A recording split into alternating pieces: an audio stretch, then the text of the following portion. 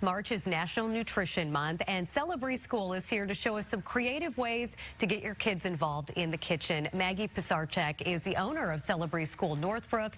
She's here to help us out. And, you know, I was just sharing with you, I feel so blessed because my daughter has never been a picky eater, which, thank you.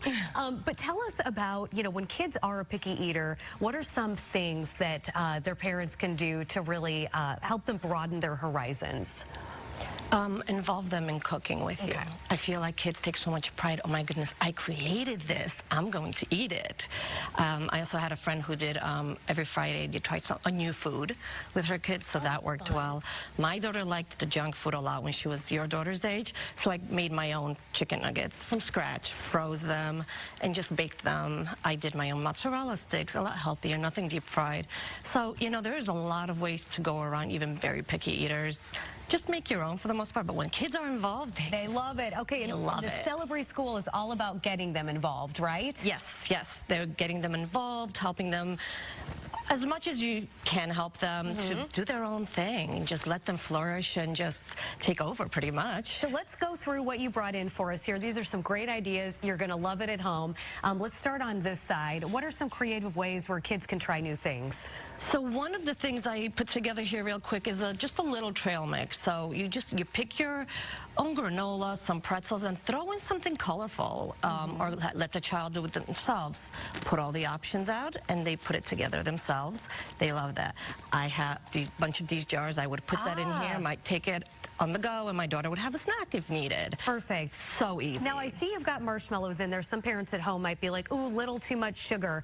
Is there a naturally sweet item that you could replace the marshmallows with? Oh, marshmallows themselves. So, like maybe a raisin or a craisin? Golden raisins. Okay. You're right. They make raisins with chocolate and yogurt dipped raisins as well. It really depends on your child and what they like. You can even just do a lot less than what I did. I just got happy with the marshmallows today. My daughter would just eat the marshmallows. And then tell us about this yogurt bowl that you put together. That's another thing we actually did at our open house. We had a little table set up, and all the kids that came in, they made their own little yogurt parfait. We had little cups. They put their own granola, their own fruit, and their own everything, and walked around so proudly eating their little, you know, parfaits. Parents were loving that. They didn't touch the cookies. And then tell me about these. Those are a couple of critters, some alien-looking ones. You can do with peanut butter. I used cream cheese for the vegetables. Again, if your kids are doing it, just put out the options. And I know time is of the essence for parents.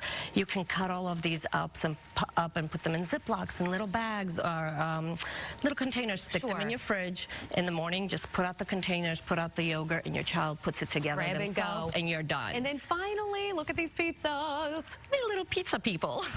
And you use that just doing like one of these little tortillas, right? A friend just yesterday recommended it because I was trying to figure out how to do it. She said, I just use a tortilla. You can do it to, you know, allergy-wise. You can do it low carb. You can do whole wheat, whatever you would like. So easy. Cut everything up. Your child puts it together, and you just bake it. And at the Celebree School, do you offer cooking lessons for kids and parents? Yes. So for kids, for the most part, we haven't done a program for the parents. It's actually a great idea. We can bring a nutritionist in, and, you know, it doesn't hurt, but my teachers have so much experience as well. They can definitely advise and help parents through tough eaters, you know? Yeah, you've given us some great options here. Maggie, thank you very much. Thank you for having me. Jake is talking with an actor getting ready to play an iconic comedian. Yeah, that's right. When we come back, we're going to talk with actor Paul Walter Hauser about gearing up to play Chris Farley in a new